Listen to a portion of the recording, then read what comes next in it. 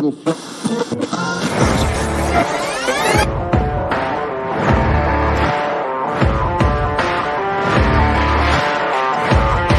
great, but being different for the sake of being different, I'm not a big fan of, right? If you just want to be different for the sake technology of it. Technology increase, I would hide behind it. And you start to hear some of their challenges, and yes. Because it speaks to the core of who you are and what drives you forward. Because what makes you different is what drives you.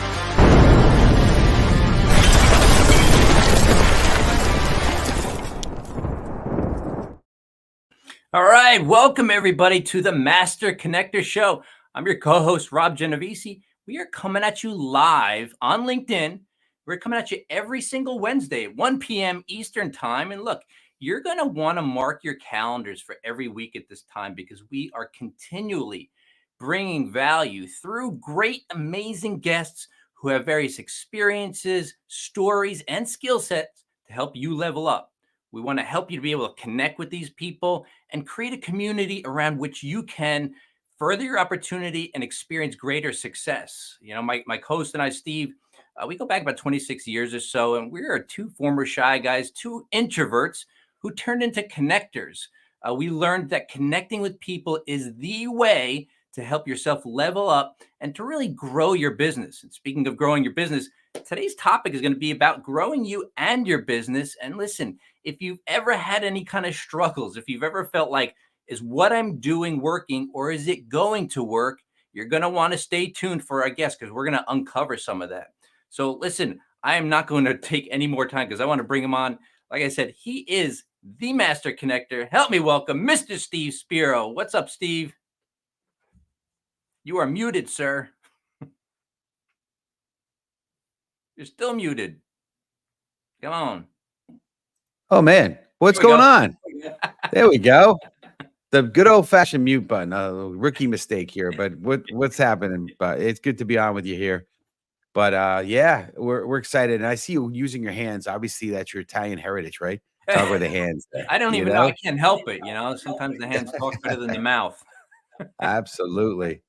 Well, what's going on, friends? Steve Spear, the Master Connector, coming at you live and direct here. And I am excited, pumped up to be on here with you. And if you're joining us for the first time or just continue to come back, which we appreciate, just make sure you put in your name and where you're from, city, state, zip code, not the zip code, city, state, country, I guess, where you're from and what part of the world you are, and also connect with each other. We love, when people connect. This is the Master Connector Show. We believe in LinkedIn participants, not LinkedIn lurkers. So make sure you get in there and participate with each other and connect. And of course, we have our amazing, incredible Yolanda Chin on the show with us here today. Yolanda, we appreciate you big time.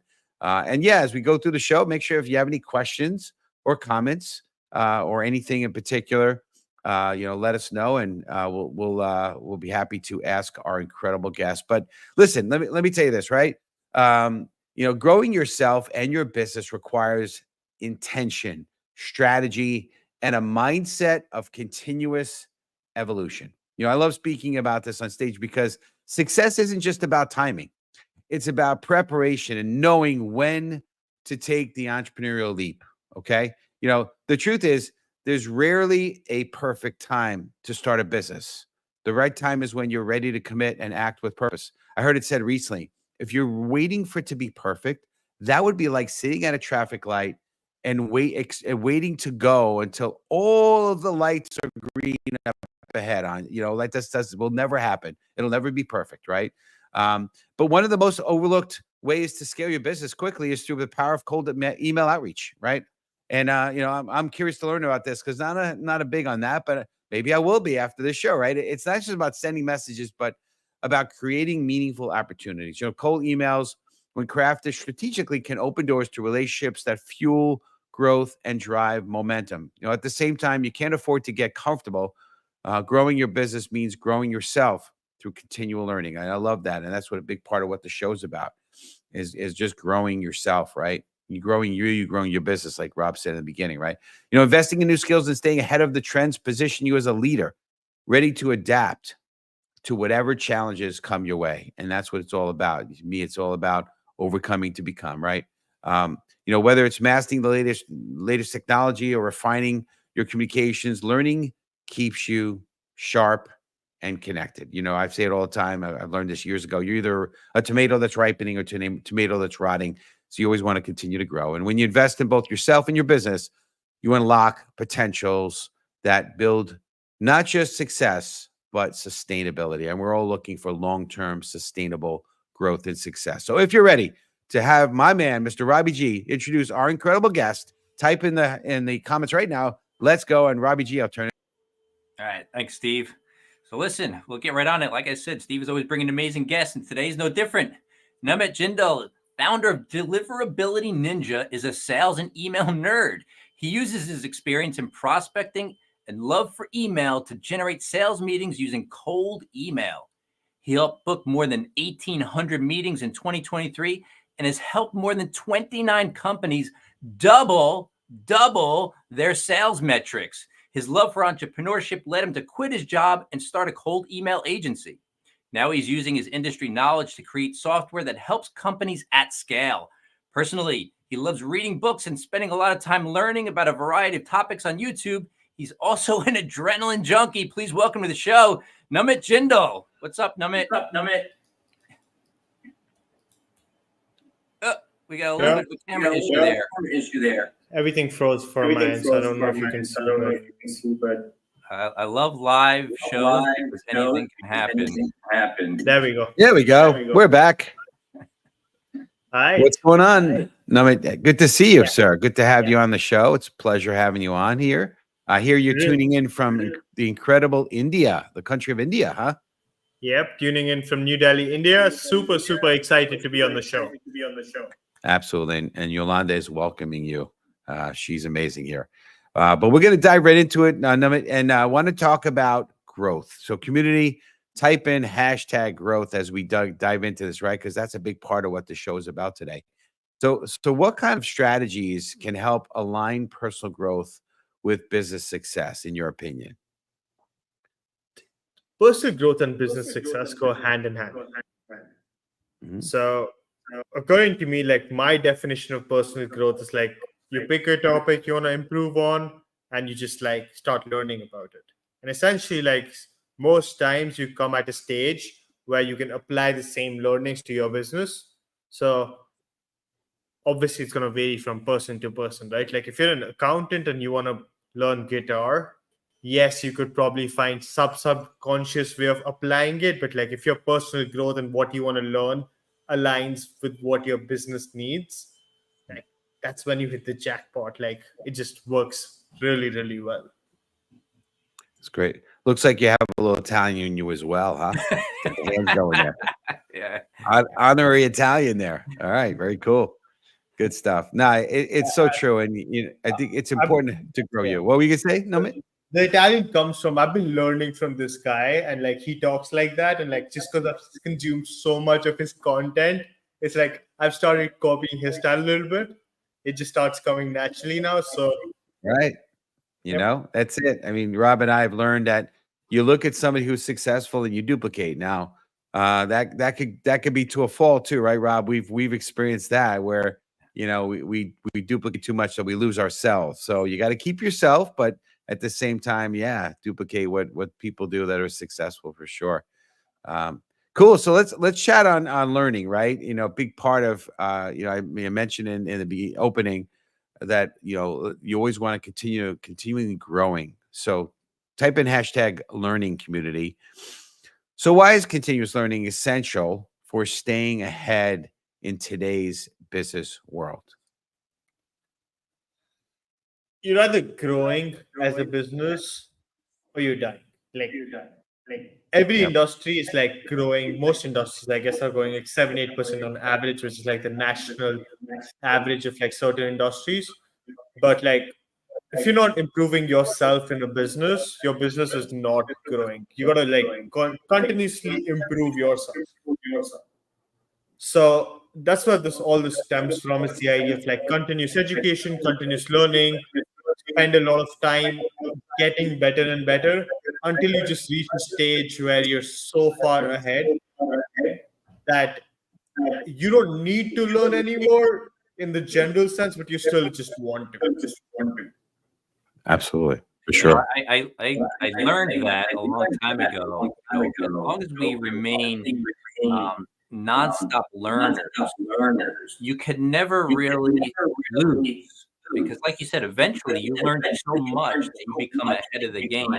And I would look at little things. And people think like you need to learn everything there is to know about a certain topic. That's not necessarily true. I just learned how to incrementally improve my process, myself, the value I offered. But doing that on a continual basis starts to put me very far ahead. Very true. You know, and my experience has been similar, but in a different way, right? You know, I was not a big conversationalist. I didn't feel like I had any value, and so what I learned is as I continue to grow and learn things, and it gave me the ability to be able to have conversations and speak about certain things enough to be dangerous, not like experts in necessarily things, but just speak. And then I loved having conversations. Another way I learned is through conversations, right? Someone said, I'm big into pickleball. This is like in 2.5 years ago. I was like, okay, that's awesome. Tell me about pickleball. It's a cool name. What's it about? And then I learned about pickleball. And of course, nowadays I'm playing it these days, not like incredibly expert at it, but had a weekend of pickleball, and I'm still one big sore because my whole body is sore and I'm not 26 anymore. But it's been great. So, but learning so important, so crucial for growing, whether it be yourself or your business, that's for sure. So we want to talk a little bit about entrepreneurship. So community, type in hashtag entrepreneurship, and let's touch on this here. Namit.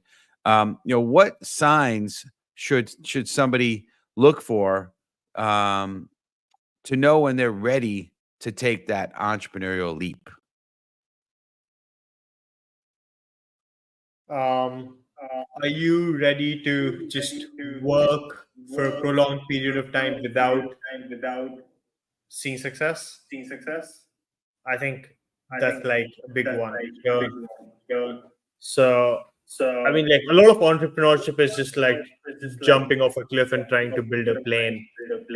And that part is not exaggerated. Like it's actually like that, like you're falling and you're trying to build a plane midair. So you just need to be okay with the stress. In fact, you gotta love it. You gotta be okay with the highs and the lows, because like one day it feels like it's working and the other day it feels like everything's failing. So those things add up. Yeah, I mean, like as long as you're okay with all of that stuff, you're decently smart or you're extremely stupid. Like you can't just be in the middle. You got to be in one end. Um, all those signs point to that you're ready. Obviously, as you get older, you get responsibilities, and then there are factors of like economics and finances that you got to take care of. But yeah. Rob, you're you muted, sir. Of course I am, because it's got to happen once in a while. But of all the things you're saying, Namit, the scary things, people feel like I don't know if I can sell my product or service. I don't know if I can handle the finances. I don't know how to hire. All this stuff that's businessy. But I think the one thing that you said that sums up entrepreneurship is you have to love it, because it can be very stressful. And I came out of 25 years in corporate being a very good soldier. I was a really good soldier. I carried out all the commands like I was supposed to until I couldn't take it anymore. And once I jumped into business ownership, I felt like I was free to fail, free to succeed wildly, and the exhilaration of being in control of this, like use the plane metaphor, that to me was the best part. To me, it's like a game, it's like a ride, and I think if people are too easy, it's not for them. It's a good point. Yeah, and for me, I had a slightly different experience. My entrepreneurship journey started by I couldn't get a job. Another situation where I was laid off. And so all those things. Sometimes you just got to act. And I think everyone often looks for the perfect scenario, but sometimes it's not the perfect scenario. Sometimes you just got to move. And I've heard stories about people that have lost their job and they just started selling T-shirts out of their trunk That's a version of entrepreneurship. Now, did they love it? I doubt it, but they did it because sometimes you just need to figure out a way to make money. Now, is it a long-term play? Probably not. What you're talking about, Rob, I think is that kind of long-term, something that you just drives you and, you're passionate. But sometimes entrepreneurship can be just something just to continue to kind of sustain yourself. It depends, right? So I think everyone's got different perspective. Now, I'm going to look like you had something to say on it. Go ahead for it, sir. No, I think I absolutely agree both sides. So you can love it if you want to do it long term. Sometimes circumstances make you do it. So the t-shirt selling is a perfect example. I really think like entrepreneurs need to be on the spectrum of being either really smart or really stupid. Yeah. And that's because like everyone in the middle just like overthinks stuff. What if I don't sell? What if people don't like it? Like you just got to like stop overthinking it, and Yep. that either comes to be a training where like you're just forced into circumstances where you don't overthink it, or like you're rather so prepared, like you're like, okay, I can conquer any problem that someone throws at me. Absolutely, no doubt about it, for sure. That's great. So we want to dig into, obviously you're this email expert. So and I think there's a lot of people that wonder about it, including me. Community, type in hashtag #cold_email.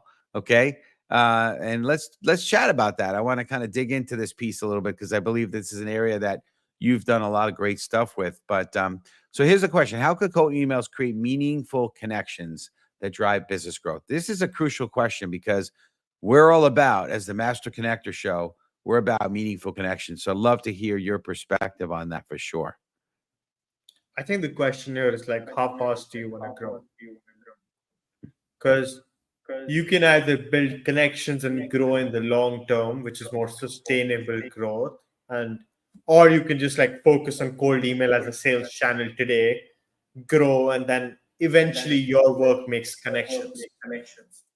So I mean, like, there's kind of like a confused thought, but like cold email is super transactional. Like, I'm not gonna be friends with anyone over cold email.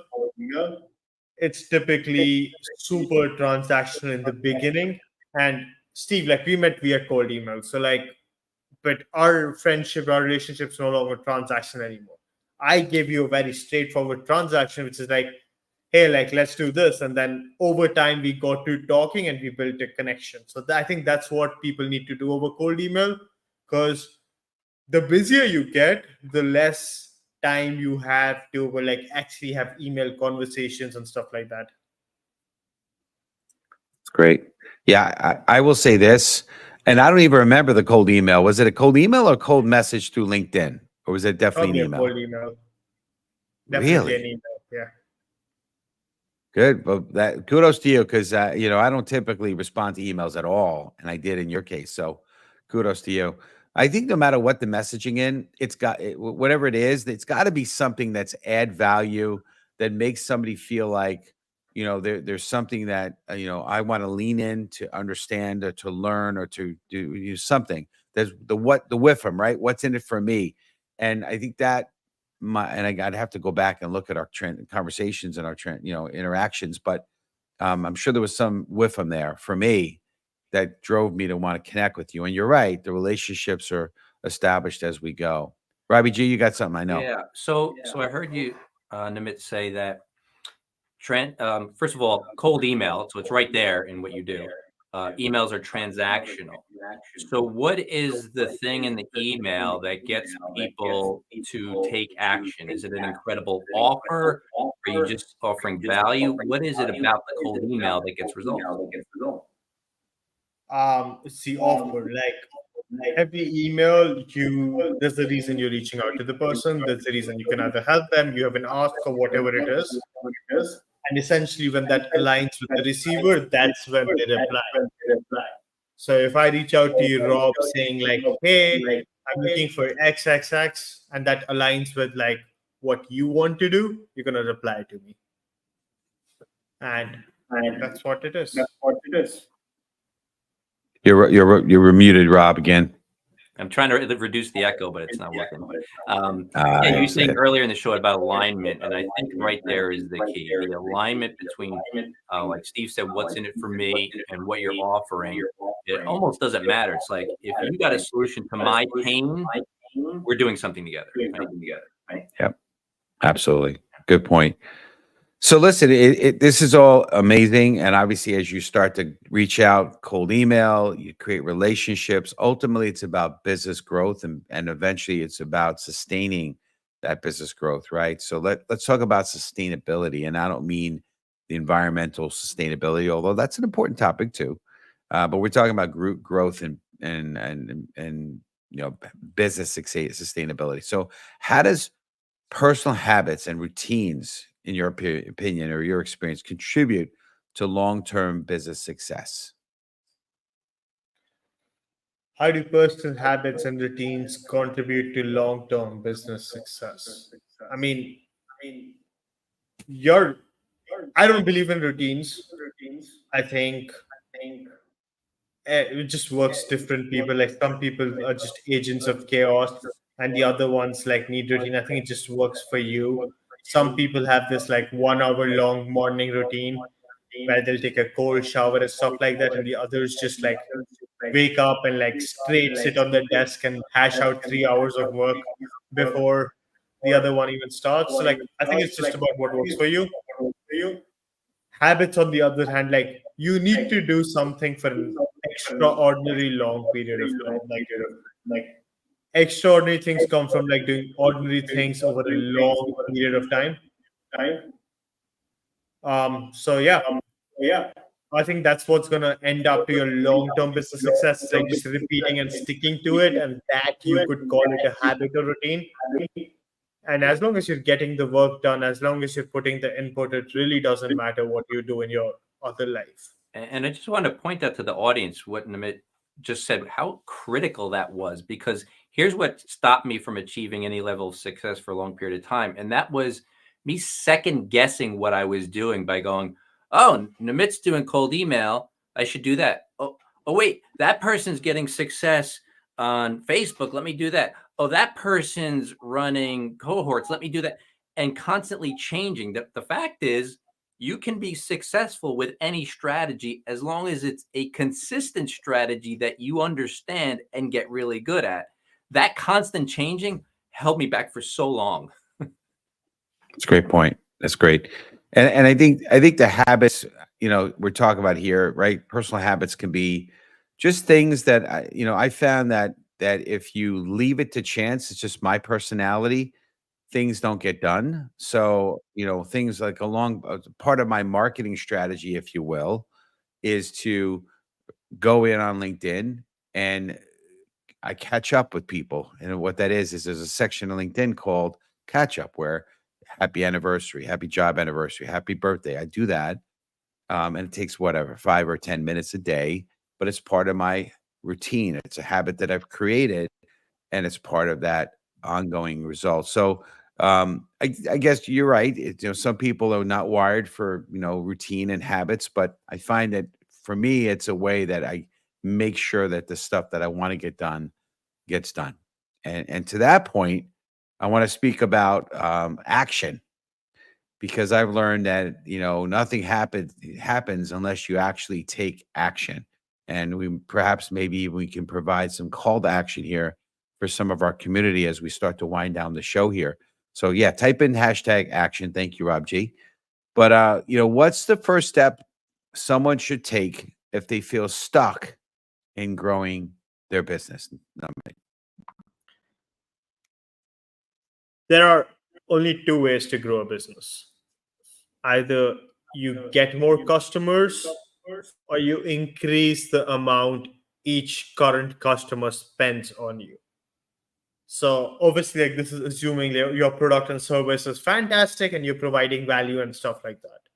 So the first step is to figuring out which one do you want to do or which one makes most sense for you, right? Like if I'm in an industry where my average customer spends $10, but like everyone else's average customer spends $100, the first thing I should be doing is increasing how much each customer is spending. But let's say all that is even, like you need to look at increasing the number of customers. And then like that can be broken down into 3 parts, where like the first part is like how many eyes come on you, and the second part is like how many conversations you have, and third part is like how many actually people close, and like how many people pay you. And then you segment into all of that, and you increase your you increase each one's rate. But yeah, that's the only way. Love it. I love simplicity, right? Genius is taking the complex and making it simple. You got that, everybody? 2 ways to build a business: get more customers, charge more, and ultimately do both, right?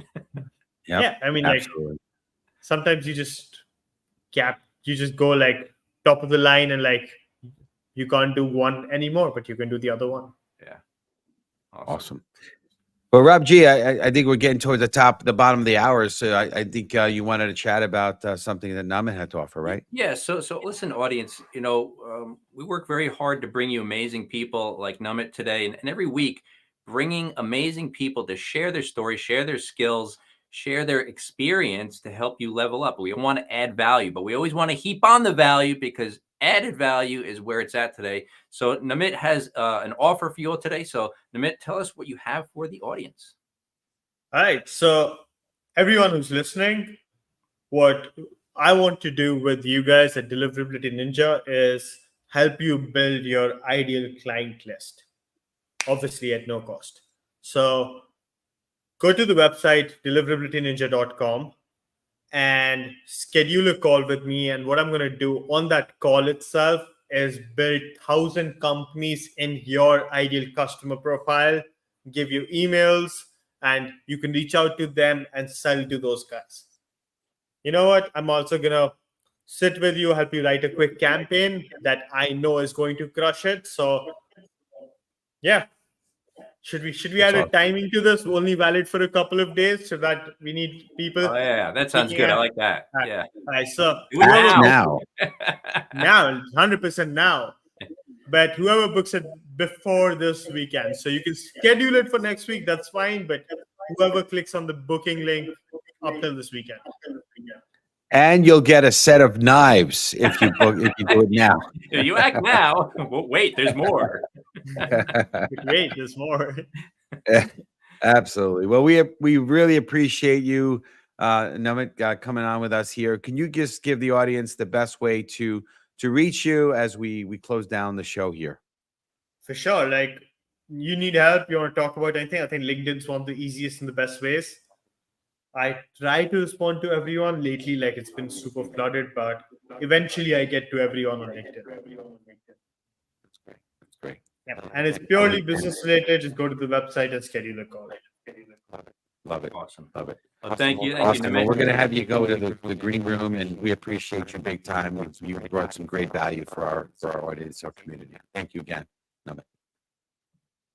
All right. Wow. That's good stuff. What a great offer. Yeah, great guy, extremely knowledgeable for sure. So, Barbie, I'll pass it to you. Yeah. So listen, everybody, we want to make sure that you are always understanding that you can win. Okay. So where everybody has a story, everybody has an overcoming story, and you learn through these overcoming stories that you too can do. This is how I learned.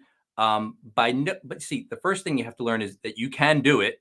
Right. That's the first thing. And then you have to find the skills to be able to do it. And you want to learn from other people who have been there, done that, because inspiration and motivation definitely is part of your process in growing. So I want to make sure that you are seeing one way to do this, and that is through our buddy Steve here. Steve wrote a book, right?